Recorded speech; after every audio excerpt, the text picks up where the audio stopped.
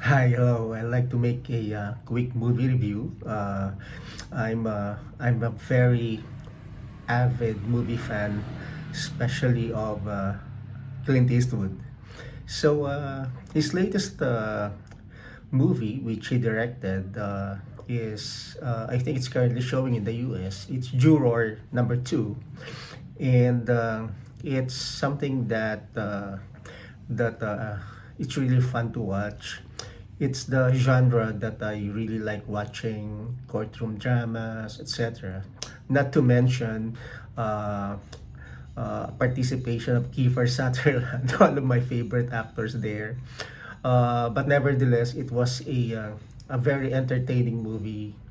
Uh, I love the story because it's something that everything is laid out in the beginning, in the middle, but at the same time, there is too much interest as to how the movie will end. Thumbs up. It was masterfully directed. Acting was great, and I really love the acting of the lead actor there, and the district attorney. Very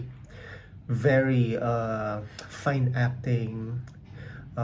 Some of the acting there involve no conversation at all, but the emotion will be felt by the viewers. I'd like to invite everyone, if you have a chance to watch that movie.